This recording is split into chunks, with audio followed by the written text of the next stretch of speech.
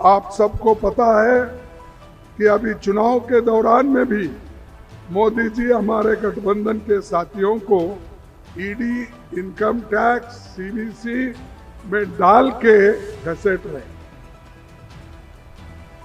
हमारे लोग परेशान होने वाले नहीं हैं। अरे हमारे लोग तो देश के लिए कुर्बान हुए हैं। ये ईडी और इनकम टैक्स से हम डरते हैं? डरेंगे? कोई नहीं। और देश के आजादी के लिए कांग्रेस पार्टी के लोग कईयों सूली पे चढ़ गए, कई लोग मर गए, कई लोग स्कूल छोड़ दिए, कई लोग अपना घर छोड़ दिए। तब आजादी मिली, तब देश को एक लोकतंत्र मिला और एक संविधान मिला। और ये संविधान डॉक्टर बाबा साहब अम्बेडकर और पंडित जवाहरलाल नेहरू जी मिलकर तैयार किए सो संविधान है। इसको अगर छूने की कोई हिम्मत किया वो बच नहीं सकता। चाहे वो मोदी जी हो, चाहे एक चेला उनका बहुत चपाटा इधर फिरते रहता है, बहुत आते रहता है उसको, और वो तो यहाँ पर हमेशा लोगों को पैसे की बात ही करता है। अब भाई पैसा तो हम कमाते हैं, मेहनत हम करते हैं, तुम तो सब लुटेरे हो। तुम्हारा काम लूटना, चुनाव में बांटना। और दूसरी बात, मैं सुना कि चीफ मिनिस्टर आसाम के आए थे, उन्होंने यहाँ के लोगों को भी थोड़ा धमकाया।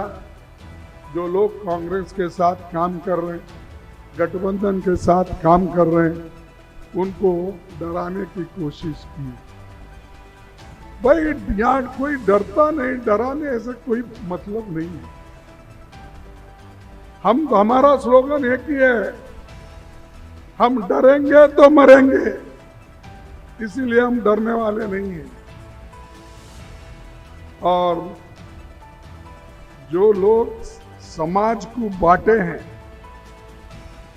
पहले से, आप फिर वही बात करते हैं। वो हमारे एक साधु महाराज है, क्या नाम उनका, हाँ? योगी आदित्यनाथ। वो तो ऊपर से साधुओं का वेश पहनते हैं। अरे मुख में राम और बगल में छुरी कितने दिन चलाएंगे? मैंने उसीलिए परसों बॉम्बे में मीटिंग हुई थी तो कहा, भाई एक काम करो, दो नहीं कर सकते आप। क्योंकि जो साधु संत होता है वो सबके लिए होता है। बाटो काटो में क्यों जा रहे हैं? हाँ, इधर लोगों को बोलते हैं बटेंगे तो कटेंगे। ये साधु का काम है, नाथ पंथ का काम है। अरे ये काम कोई टेररिस्ट बोल सकता है, आप नहीं बोल सकते। आप एक मठ के एक व्यवस्थापक हो और आप सब संसार छोड़ के, क्या बोलते, गेरवा कपड़ा डाले, साधु संत बनने के लिए डाले। क्या मोदी के जैसा झूठ बोलने के लिए डाले?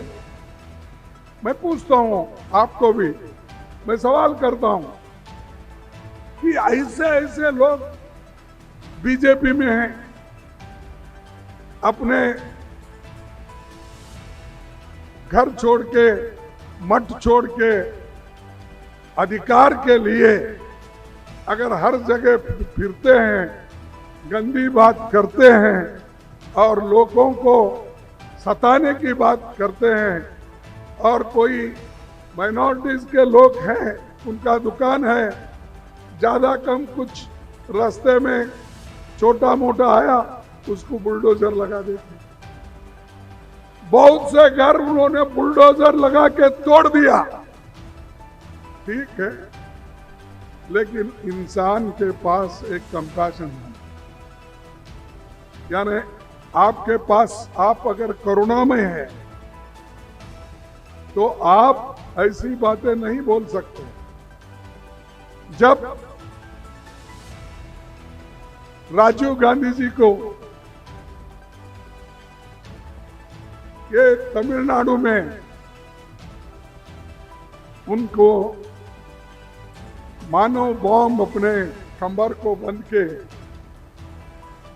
एक महिला उनको हार डालने के लिए गई और वो बम उड़ा देगी अपने कमर का, तो राजीव गांधी जी के टुकड़े टुकड़े हो गए शरीर, पहचाने नहीं गए, ना हाथ एक तरफ, पैर एक तरफ, आंख एक तरफ, और उसके बाद में वो सब टुकड़े जोड़ जोड़ कर लाकर उनकी अंत्यक्रिया की गई।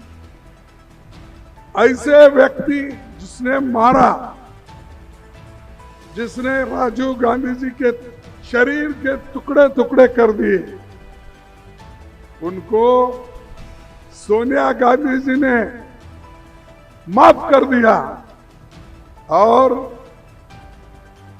प्रियंका गांधी ने उस औरत को उसकी भेंट लेकर उसको गले लगा लिया। ये है करुणा, कंपैशन, यहां कुछ नहीं।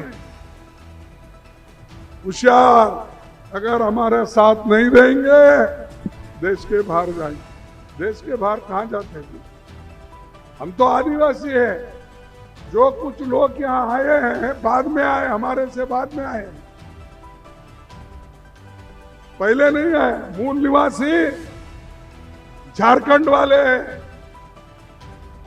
आदिवासी है, और दूसरे लोग जो यहाँ बचे हैं वो सब लोग भी यहाँ के हैं। ये बाहर के लोग आकर हमको पाठ पढ़ा रहे।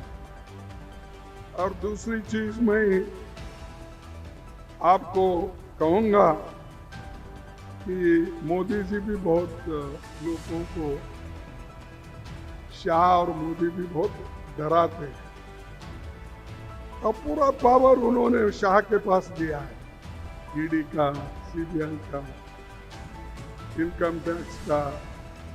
ये पहले किसी होम मिनिस्टर के पास ऐसी डराने की चीजें नहीं थी। कोऑपरेटिव सोसाइटी तक उनको दिया। क्यों भाई? क्या दूसरे कोई काबिल लोग नहीं है? गरीब लोगों को तो आप कोई पोर्टफोलियो अच्छा दिए नहीं। किसी शेड्यूल कास्ट को, किसी बैकवर्ड क्लास को, माइनॉरिटी का नाम तो नहीं है उनके पास। ये लोगों को उन्होंने छोड़ दिया, और सिर्फ हुकूमत दो ही लोग करते हैं, एक मोदी और दूसरा शाह। दो लोग हुकूमत करते हैं और दो लोग उनकी मदद करते हैं। कौन दो लोग? अंबानी और अदानी, ये दोनों मदद करते हैं। तो इस देश को चार लोग चला रहे हैं, दो पैसे वाले, दो हुकूमत चलाने वाले। तो ये नहीं चलने दिए, इसीलिए तो इलेक्शन में राहुल गांधी और मैं मिलके संविधान बचाओ, लोकतंत्र बचाओ, इसका नारा उठाए, और सारे गठबंधन के लोग एक होकर सत्ता उसको, मोदी जी को अपने पैर पे खड़ा नहीं होने दिए, और वो आज माइनॉरिटी गवर्नमेंट में, उनके खुद की गवर्नमेंट नहीं है, वो खुद अपने पैरों पे खड़ा नहीं हो सकते। एक पैर उनको लगी है जो हमारे आरजेडी को धोखा देकर बीजेपी में चले गए। क्या नाम है?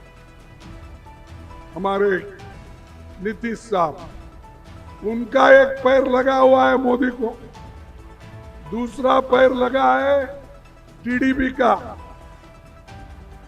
वो दो पैरों को लगा लेके वो चल रहे सरकार, और वो हमको कह रहे और अभी कोशिश कर रहे कि हिंदू मुसलमान में बांटने का, शेड्यूल कास्ट में बांटने का, ओबीसी में बांटने का, ये बांटने का काम वो कर रहे हैं। बांटोगे बटेंगे तो कटेंगे बोलने वाले खुद ही बांट रहे, खुद ही काट रहे लोगों को। हम नहीं, हम तो बचा रहे, देश को बचा रहे, लोगों की रक्षा कर रहे हैं, माताओं की रक्षा कर रहे हैं। अगर संविधान नहीं होता, मेरे माताओं को, बहनों को, भाइयों को, किसानों को वोटिंग का अधिकार नहीं मिलता था। आज मोदी बीबी जो बने हैं, इस देश के संविधान अभी जिंदा है, इसीलिए वो बने।